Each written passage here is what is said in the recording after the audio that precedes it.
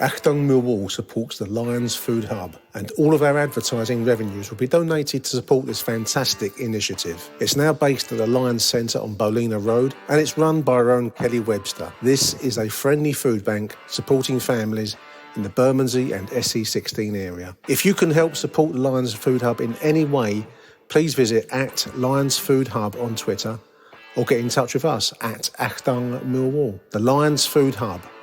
Come on, you Lions.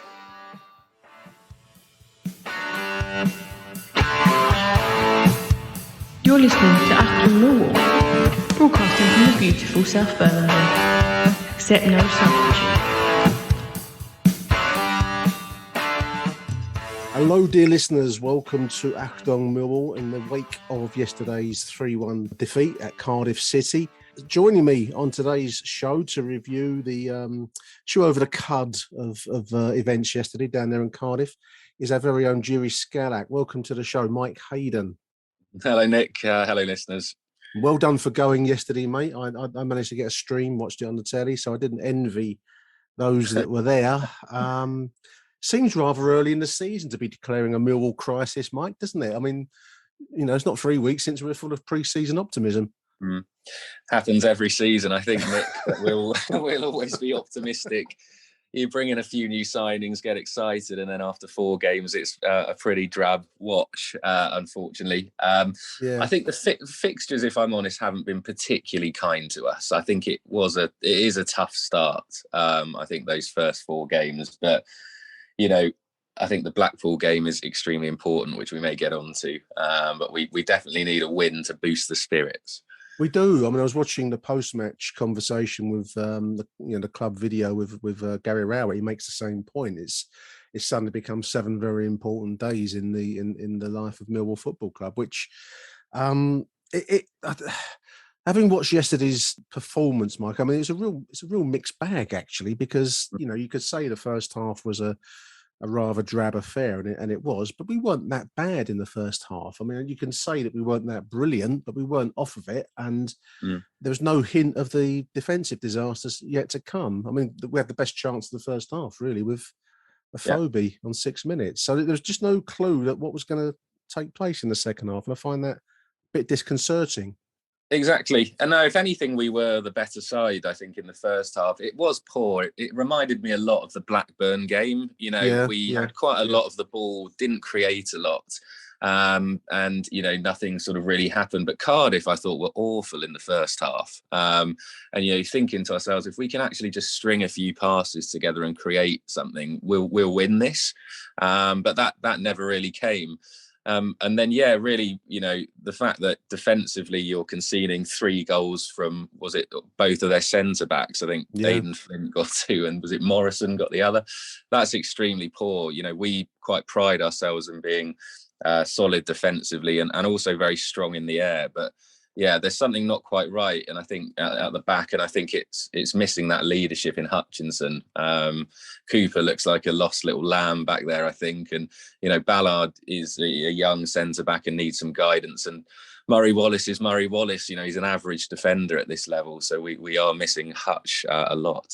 We're missing it big time. I mean, the injury crisis is another thing we can mention while we're about our business, because that's an ever increasing list now. Hutchinson obviously out. I believe it's a quad injury that he's out with. Yeah. And we were missing Danny Mack yesterday. We're missing Ryan Leonards, both of whom apparently have been injured. And so it goes. I mean, Mason Bennett is out, and you know, for a fairly small squad, Mike, I mean, that's actually a fair chunk of senior players that are you know, are missing at the moment. It shows, I think. It's so frustrating, because it's exactly what happened to us last season as well. We had an injury crisis where we had around 4 or 5 players out, and it really did cost us with some of the performances, I think. The squad is bigger this year, and I think that's what he has tried to do. If we do have a slight crisis like this, there should be enough you know, quality to fill in.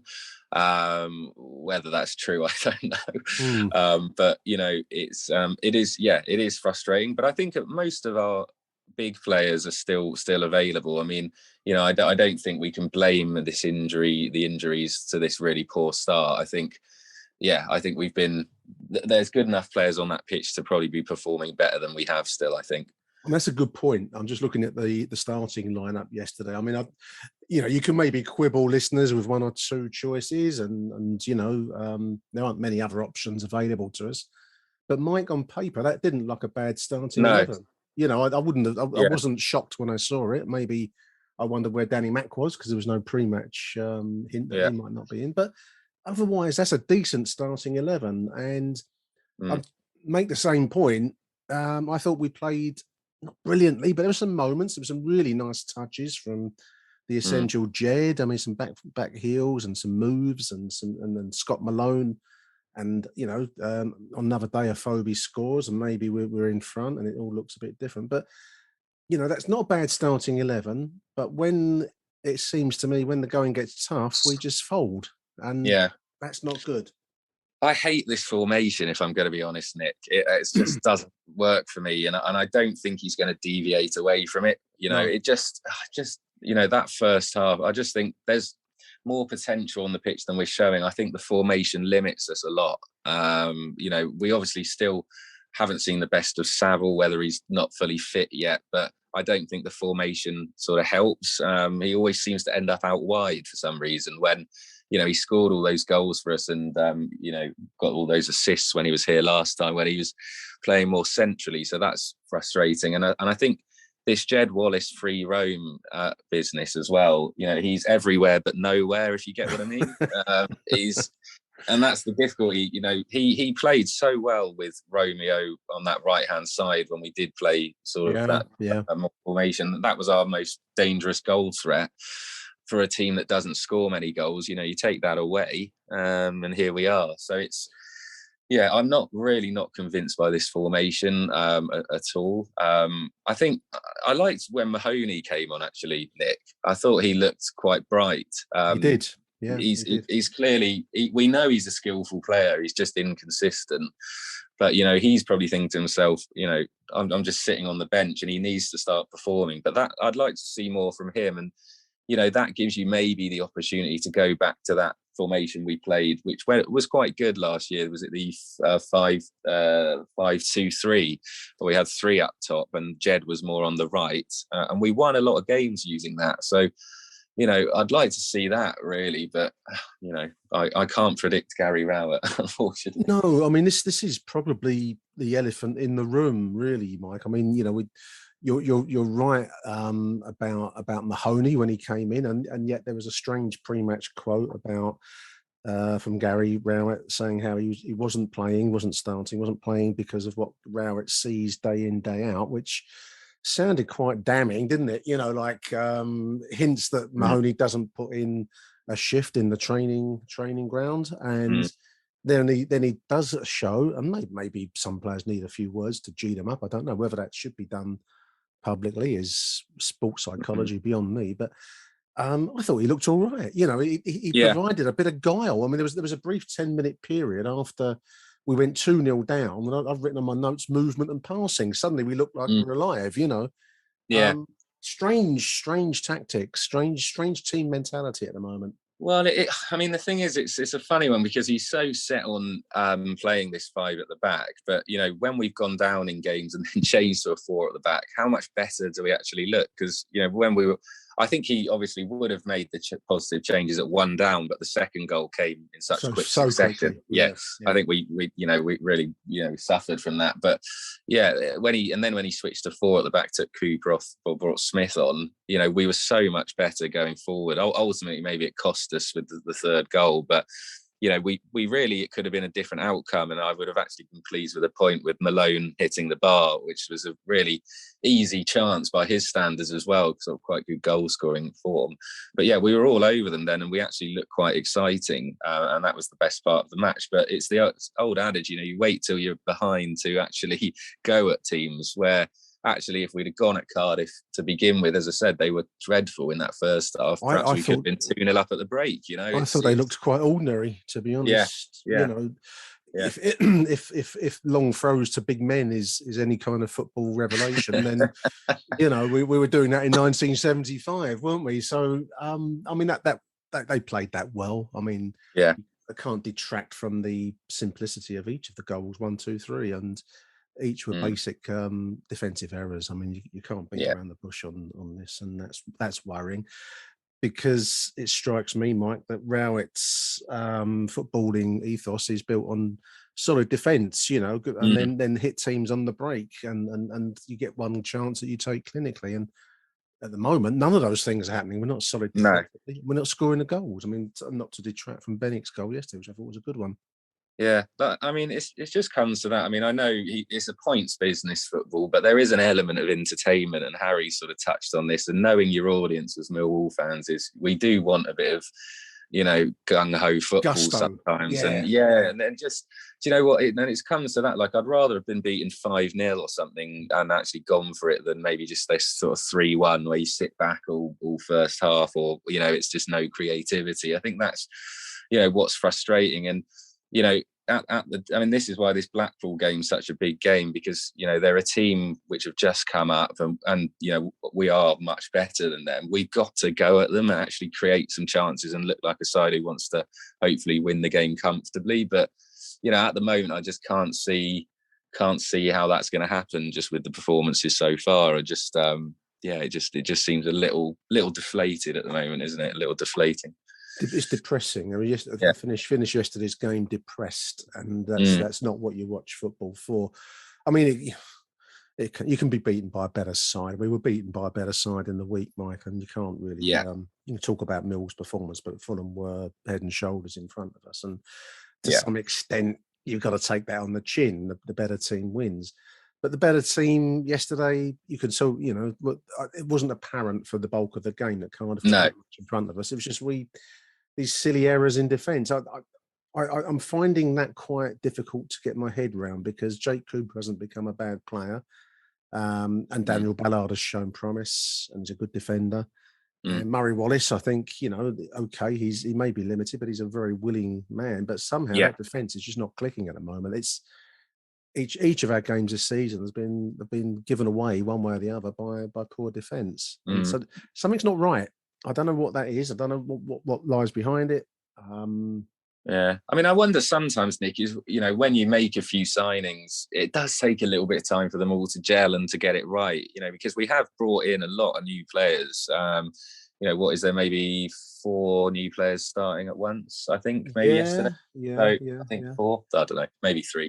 But it does take a little bit of time to sort of bed in, and sometimes you need a few games, and that's when you're going to see players maybe not know what they're doing as much, or maybe some mistakes at the back. So that is a possible explanation. But I just think the main thing is, as we mentioned earlier, is missing Hutchinson's leadership. None of those, even back 5, are shouters and organisers. No, they need exactly. They need the guidance, and that's what Hutch is there for. And there's no one else to do it. Well, maybe Alex Pearce. No, that is really At least go and wash your mouth with Listerine, Mike.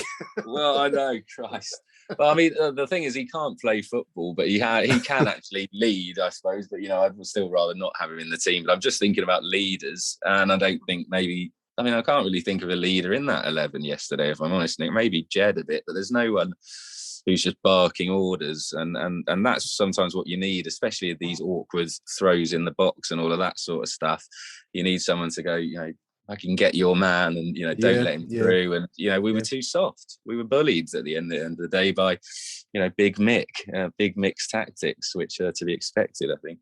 Absolutely. I mean, there are rumblings online. There were rumblings I don't know if you were there in the week, Mike, but certainly there were rumblings around me in blocks 1 and 2 towards Rowett. He's already mentioned it's a big 7 days. I think it is a big 7 days, because you mustn't overplay this stuff. But Rowett made the point, you don't be going into the international break without a win, and that's pretty much what we're in danger of in league-wise anyway. Unless we turn over Blackpool. I'm just looking at the end of last season's results, which I know is probably an unfair thing to do, but that's the nature of our show. I mean, if you discount the 4-1 win over Bristol at the various Saturday 1st of May, it was thumping on thumping towards the end of last season. And this feels like a continuation of it. And I think that's the problem. It's been a long while since we've had any good times at the Den. Big problem, I think.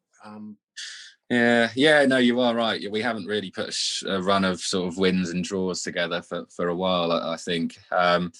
I mean, it's a tricky one with Rowett because he as we've said, I think he frustrates the fan base just with the style of football.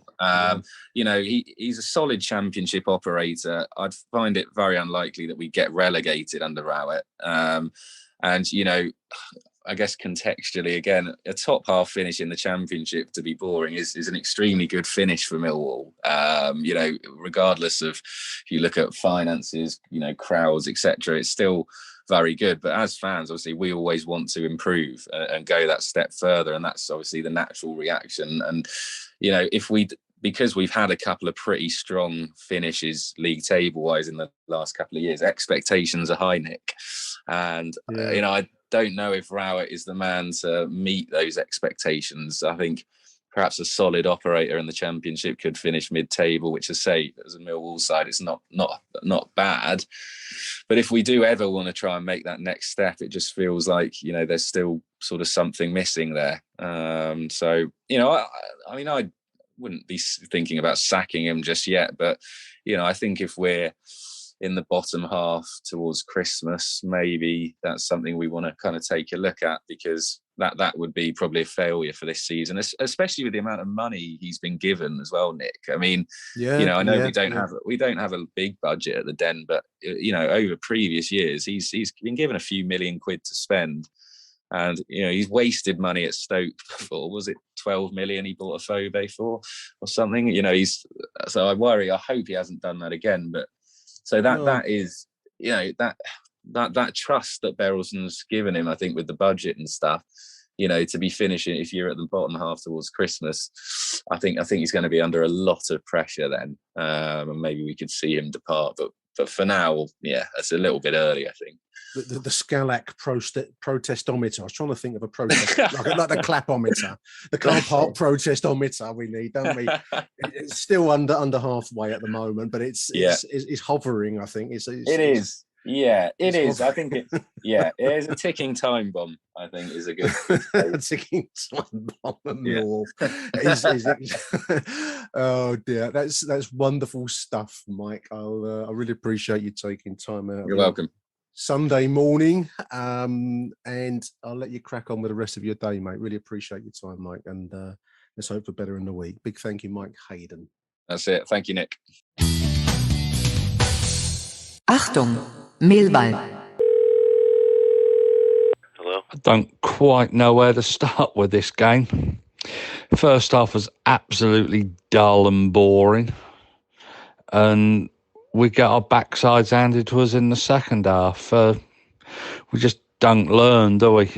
Rowett's time, I feel, is running out. I'd give him another 2, 3, 4 weeks to prove that he can turn things around. But he has to realise that playing this formation that he starts with, this 5 at the back and 1 up front, just doesn't suit Millwall. It's not the Millwall way. And his ineptitude when it comes to tactics is absolutely unbelievable. It took us again until we were 2-0 down to change the formation. Then we get a goal back almost immediately. And to be fair, we could actually have been 2-2 if Scott Malone hadn't have rattled the crossbar from 5 yards when it was easier to score than it was to actually miss. But I feel for him, because he steadied the ship when he first came in, and we do punch above our weight in this division. No two ways about it. But today, in the end, we could have been beaten by 5 or 6. The ineptitude, as I said, of his tactics, the way that he sets us up, some of the players that he plays. Is Danny McNamara injured? He's got to be if he's playing Marlon Romeo. We just look absolutely... You can't see where we're boring. You just can't see where the next goal is coming from at times. Afobe looks quite dangerous. but we've got absolutely zero creativity for 95% of that match. And it's killing us, absolutely killing us.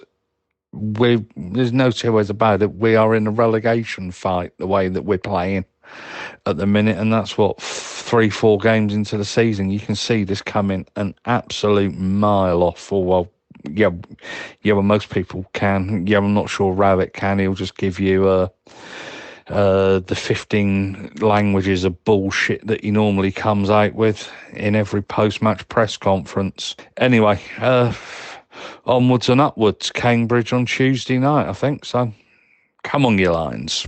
Hello, Nick. Barry Moon here. I can't believe last night. I was there like you.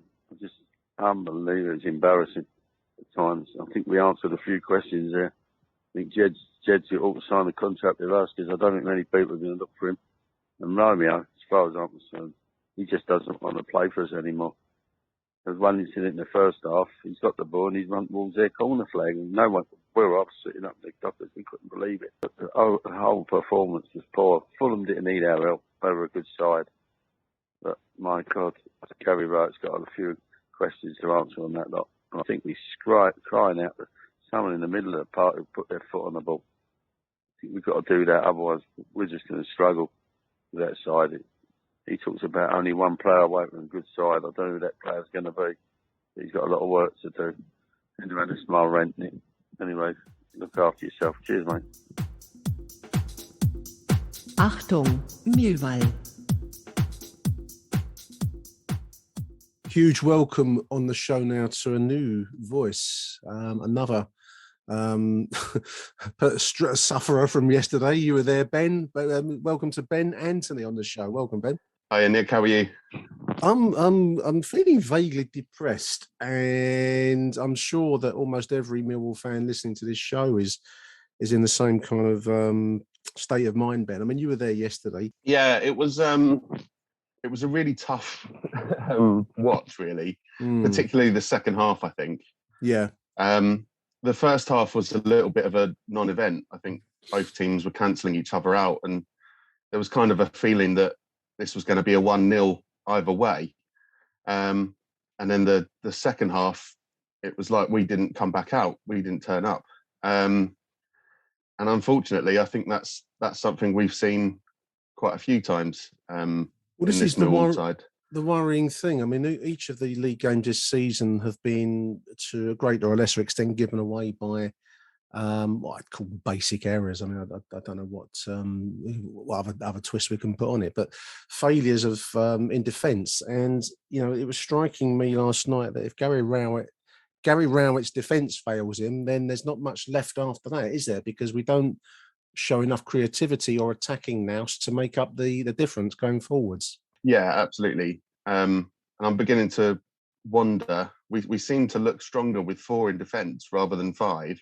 Yeah. And I'm beginning to wonder if we need to put another attacker in there. And I think part of the issue is we're so held back that we're inviting the attack on us, and every mistake seems to lead to a goal at the moment.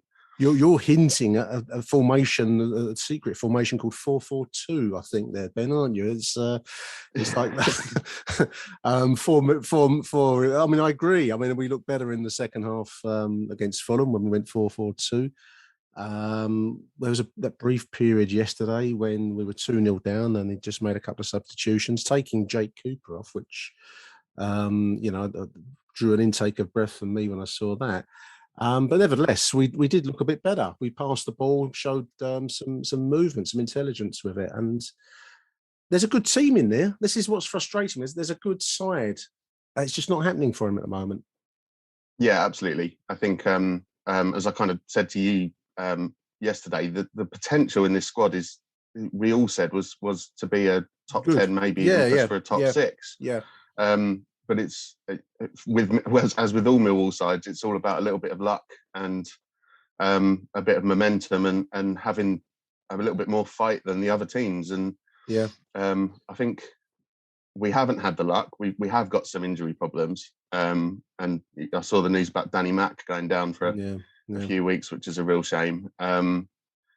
And I think we haven't got any momentum because we haven't got that win under our belt, but we sort of need to get going. And I think as soon as we get a win or two, that'll get the fans in full voice again. And I think we've got the potential to kickstart this season, but it takes a little bit of bravery, I think, from the squad and from Rowett.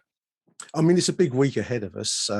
Strange to be talking so soon of Millwall crisis and all the rest of it, but I think we're on the fringes of it at the moment, and I think the next 7 days are going to be big. I mean, the reason that Ben and I are speaking today, listeners, is because I picked up on some tweets that you put out last night, Ben, and you're making the point really that we know what Plan A is, which is this. Wing back, 3-man defence, soak up the pressure and hit the opposition on the break. But that's self-evidently not working. And you make the point last night. What's Plan B? Well, it seems to be bring Matt Smith on and go long, which is fine. I mean, Cardiff beat us yesterday with pretty much a Welsh version of that. But I don't know. It doesn't seem to be much up the sleeve, does there? I mean, I know the squad is not huge and injuries are taking a toll, but there's not much. There's no creative alternative. I think that's a fundamental problem for us at the minute. Yeah, and I think the issue with that is a manager like Mick McCarthy will have known exactly what was coming yesterday, and will have had plans to get around us and counteract exactly the substitutes that happened pretty much. Yeah. And we've got still people like Neil Warnock in the league who's going to do exactly the same thing. Managers have been around the track a few times as well, haven't they? So they know what's going to be required. I mean, you also make a good point, which I wanted to touch on, is that the early incarnation of Gary Rowett seemed to be more imaginative. He seems to have had his spirit crushed slightly. I don't know if that's the right way to put it. But I mean, we saw brief hints of that. I mean, Jake Cooper making runs forward and all this kind of thing. That's no longer, we see it rarely when it was once something that we look forward to seeing under him. And there seems to be this kind of collective, it's like a dullness about the side at the moment. Yeah, I think so. I certainly don't think it's the right time to be making a managerial change or anything like that. I think we do need to back this manager, and the chairman's brought in some players, presumably the players that he wanted. Yeah. And I think it would do us all some good just to see him bring that sort of bravery and, I don't know how to put it, but sort of tactical nous back. I was thinking back to the Blackpool game a couple of seasons ago, where I think he made a change after about 30 minutes because it just wasn't working. Or was it Luton? And it just wasn't working, and he changed the formation. I think you're right, because I mean, yesterday's substitutions came after we went 2-0 down. The first goal went in. I've lost my notes now, but the first goal was a sloppy goal to give away. And then the second one almost followed it immediately with almost exactly the same move. It was just another poor header. And then he's chasing the game with substitutions. And rather than taking that initiative and making the changes earlier, it's an interesting point, because I think I was saying to Mike just before we spoke today, it seems to be a long time since we've had any good times at the Den, and has there been any sense of uplifting football. And I think that the problem that we have, we'll never match other teams' resources, as we saw in the week with Fulham, but we can match them for fire in the belly. But you do need to play the right kind of football to tap into that, and we're just not doing that at the moment. Yeah, we've I think we've got hope that we get that win under our belt, and we can get a little bit of belief back in the side, and hopefully that sort of spark will fire again. One thing I will say is seeing players like Jed and Bart out there, that you could tell that they were really getting quite frustrated at going behind, and they were trying to get the team, going again. Yeah. I think Benik Afobe seems to have a sort of never say die attitude, and I like the look of Benik. A good goal as well yesterday. I thought he worked the space well. Took a deflection, but that's a striker's job, is to win space and get those breaks. So I do like the look of him. I'm just looking at a graphic here. I think someone's posted it on Twitter, Ben, Jed Wallace's importance, if we didn't know it already. I think most of us do know how important he is. But there's a statistical graphic from Sky, I think, yesterday, showing how he's within the team, number one for goals, number one for assists, number one for chances created, goal attempts on target, and so it goes on. Let's hope they put him in, wrap him up in cotton wool each night, and he doesn't putting the bins out doesn't fall over or something, because without him, I think we'd be bereft. Yeah, absolutely. I think we need Hutchison back. I think we really miss him. He's a real leader on the pitch. You talk about the governors of, the Mike Calvin book era. We're sort of missing a key governor there, and we sort of need him back in the fold. And, like I say, let's try and kickstart the season again and pretend none of this ever happened. I mean, I was just looking at some other tweets from last night while I've got you on the line. Down there in Wales still, well done for making the foreign travel in these difficult days. And Dan Poor has always backed Gary Rowett, but he says he's turned Millwall into dream opponents in this league, very one-dimensional. We sit back and we allow other teams to play their game, and we religiously stick to the same formation, stroke tactics, regardless of a position, which is largely, I think, the same point that you're making, that we're just very predictable and easy opponents, which is unforgivable at the Den. Yeah, I wonder how much of this is because it's been so long without us being in the Den and being able to see the team properly. And how much of it is we had sort of real high hopes coming into the season, it's not been the dream start, and maybe we're very quickly hitting the panic button. I deleted some comments around me on Block 1 on Tuesday night. I thought, just to spare any blushes out there. So I think when we're playing well, it's a fantastic place to be in front of. But when it's not going so well, it can be a very intense pressure cooker.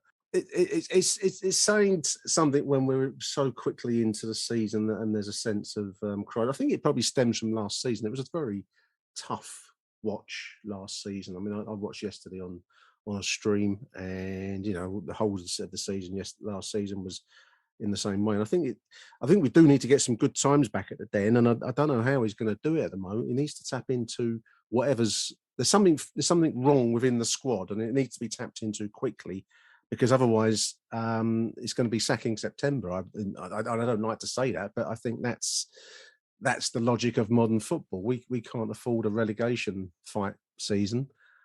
We've paid money out to try to, by Millwall standards, to try to get ourselves into a top 10 finish. And if that's not happening, then it's hard on a manager, because injuries are beyond your control to some extent. But it's the tactics and the spirit of the squad and the prep and all the rest of it, that is down to you. I mean, you've mentioned already that you don't want Gary Rowett. We don't want to be chopping and changing, and I agree with that. We never seem to do it particularly well or easily at Millwall. But that's the logic of it, Ben. It's a results business, isn't it, football? Yeah, I think Kenny Jackett used to say, judge the team after 12 games. He used to say that the start of the season is sort of too explosive, and it's not a full picture. Yeah. You don't get a full picture of things in the league table until after about 12 games. So I always kind of, at the start of a season, leave it about 12 games and think about where we are and sort of what needs to happen. We do have some new players. We've had a few injuries. I think Rowett's still trying to figure out what our best sort of 11 and I'd say formation, but it's the same formation every game, but what our best 11 is, at least. They played yesterday, mate. I think Evans and Keith both being defensive midfielders is maybe an issue. Yeah. And I'd quite like to see like a Billy Mitchell, someone who's sort of a proper Millwall fan and would, put a little bit of that blood and thunder back into us.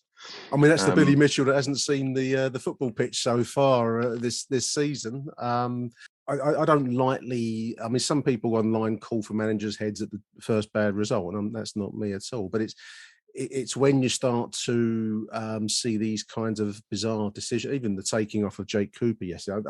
I take the point that we played better for a brief period. It was about 10 minutes where we looked. It was actually entertaining. I mean, it was quite a revelation to watch it. But when managers start to make bizarre decisions like that, I don't know. I start to get itchy and scratchy. It's a tough business, football management, Ben. You know, you're judged on results, and you know, that's cliche that you're only ever 3 bad results away from you know, the Axeman turning the corner of Zampa Road. So big 7 days ahead. We could badly use some goals at home on Tuesday night against Cambridge. And more important, I think you've touched on it already. We badly need 3 points, let alone a performance. Just 3 points against Blackpool. Yeah. As long as we're behind Derby, that's a problem, isn't it? You know, we need to. That's not a high bar you're setting there, Ben. Great stuff. Big thank you to Ben Anthony for joining us all the way down in beyond the pale in Wales. I'm going to close this week's show, dear listeners, with I think it was Napoleon Bonaparte asked of his generals, are they lucky? We're going to find out this week whether Gary Rowett is lucky for our own Napoleon Berylson. We'll see. Let's hope for a decent week. Big thank you, Ben, for joining us from what looks like a Travelodge somewhere on the outskirts of Cardiff, I take it. It's an Airbnb. I'm very much in the Welsh stereotype of I'm right in the middle of a field of sheep. Great stuff, Ben. Thank you for joining us, mate. Appreciated. Pleasure.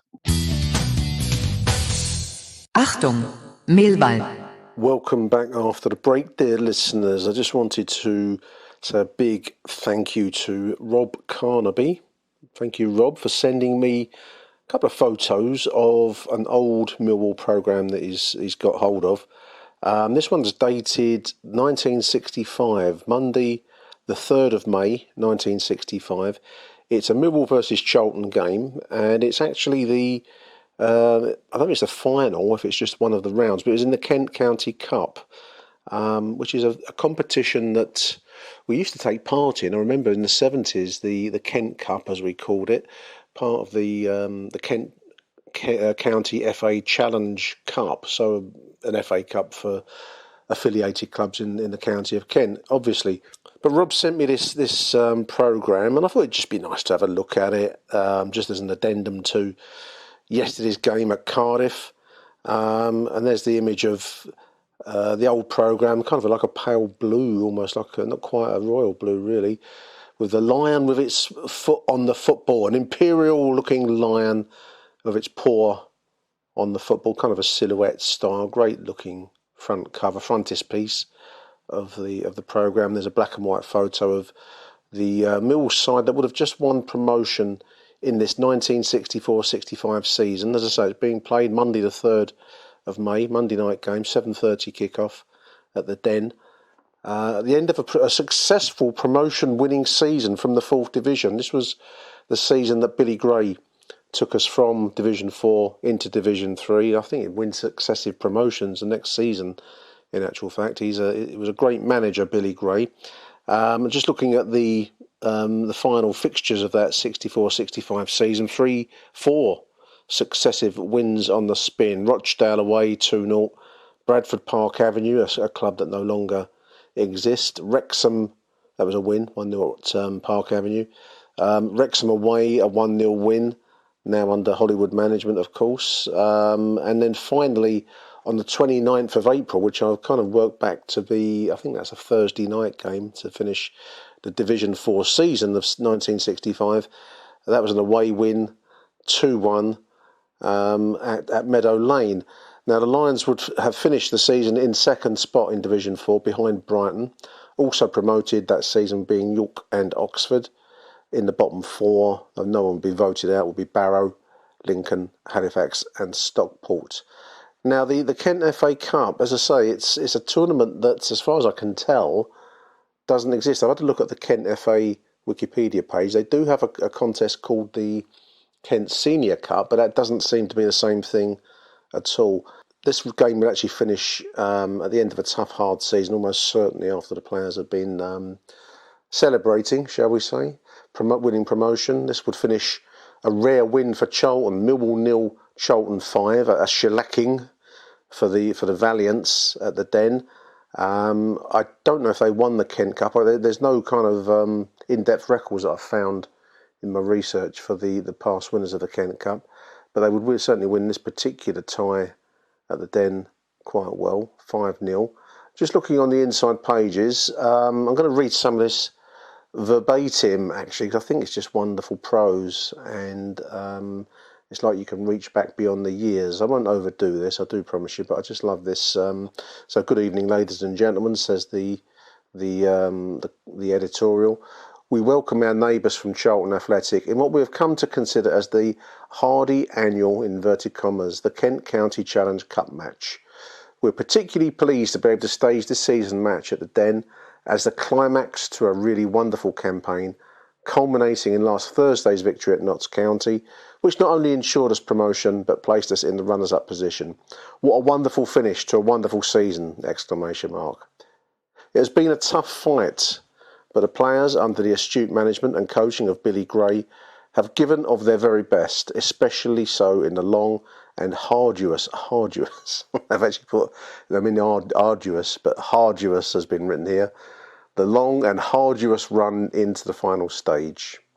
No one, except perhaps the players themselves and those closely associated with the club, can fully realise the tension of the last few games. At times, it did not seem possible that we would accomplish what we all so earnestly hoped for, but we did, thanks to a combination of fighting endeavour and, even if we say so ourselves, some good football. We are not forgetting our supporters, about whom at times some hard things have been said. Hard things, dear listeners. Nothing changes. It's 1965. What's that? That's not quite as old as me. So it'll be about 57 years ago, is it? We're not forgetting our supporters, about whom at times some hard things have been said.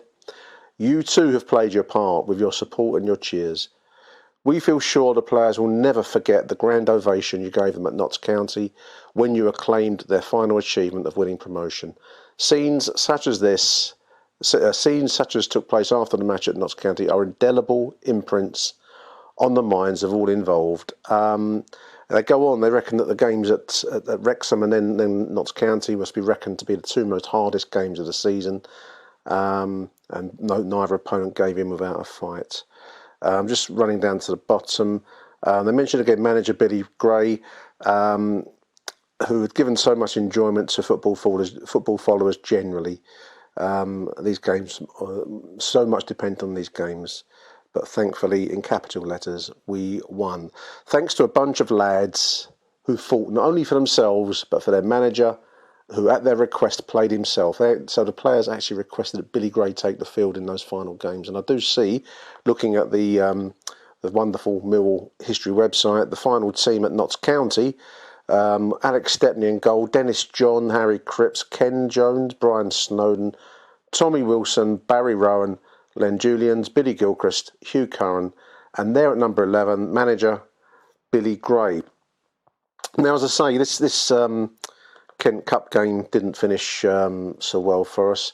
I'd imagine the players weren't exactly giving 100% after what sound like huge games away at Wrexham and Notts County to win promotion that season. The Charlton team is interesting. The list of Mill's side, same as I've just read out, largely at Notts County, playing in blue and white stripes this season, of course. But the Charlton Athletics side, playing in white with red trimmings. Just looking at it, there's Keith Peacock in the front liner. Keith Peacock was a long-term servant of Charlton. I think he went on to become a member of staff there after his playing days. Mr. Charlton, very much so. And they're in the right-back position. Billy Bonds would go on to become, of course, a West Ham legend, but started his career at Charlton and famously lived in Nottingham down at West Park. And I always remember as a kid going down to West Park hoping to see Billy Bonds, because such is the allure of stardom. And I wasn't really a Millwall fan at that point in my life. We're talking about under 10.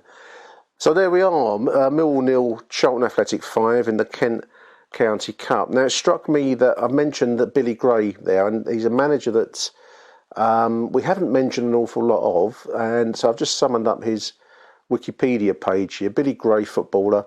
William Patrick Gray, 1927 to 2011.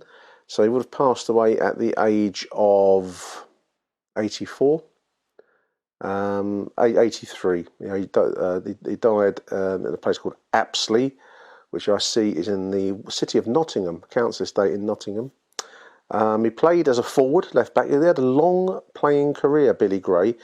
Leyton Orient. He was born in Dinnington, which is in Tyne and Wear, up in the northeast. His first home club was Dinnington Colliery, so it was a coal mining area. Back in those far off times, younger listeners, we actually had a massive and very, very powerful coal mining industry which fueled the country.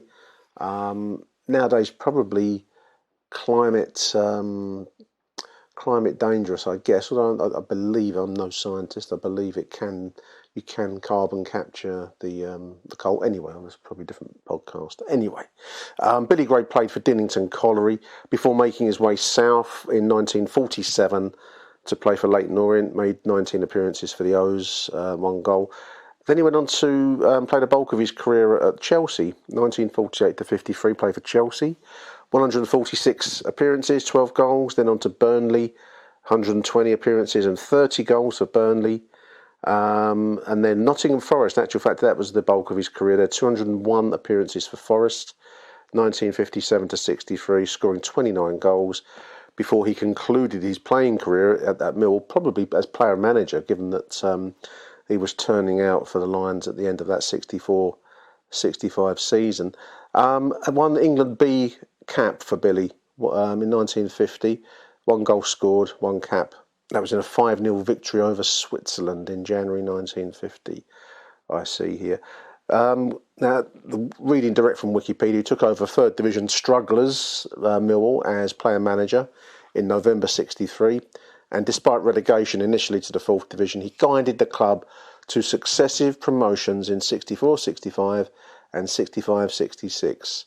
A falling out with the club's directors. This was quite a common feature of Millwall club life in those days, falling out with the club directors. Led to Billy's departure, one of the most talented managers we had, and he left after a falling out with club directors in May 66. That was after promotion had been secured. He moved across London to take over as manager of 3rd Division strugglers Brentford, but never had the same success at Brentford, nor indeed so much at Notts County, where he returned in 67-68. He actually worked as a groundsman at Meadow Lane and at the City Ground in Nottingham, and ran an off-licence on Wollerton Road in Nottingham on retirement from football management. Billy Gray, so just to list his honours as a player, he won the FA Cup with Forest in 1958-59. His honours as a manager, promotion with the Lions, 2nd place promotion 1965-66, and previous season there's a promotion from the 4th Division, this one we're talking about, 1964-65, and he would win the London Challenge Cup with Brentford, 66-67 as a manager. Billy Gray, 1927 to 2011. R.I.P. Billy Gray, one of our better managers. But there we are, dear listeners. I thought I'd just interject this little piece. A big thank you to Rob for sending through that wonderful looking programme. If you have any other programmes of interest to note, do send them through.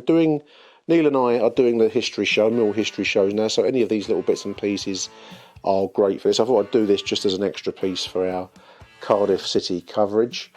So thank you for tuning into Achtung Millwall this particular week. I'm recording this before the Cardiff game, so I'm going to wrap it up there with an Arrivederci Millwall. Tune in later in the week for more wonderful Millwall content from the Achtung Millwall stable. Until then, it's Arrivederci Millwall. Bye for now. Thank you for listening to Achtung Millwall. If you enjoyed the show, please head over to Apple Podcasts and leave us a cheeky little review. Arrivederci Millwall. Till next time. Who do you want to watch?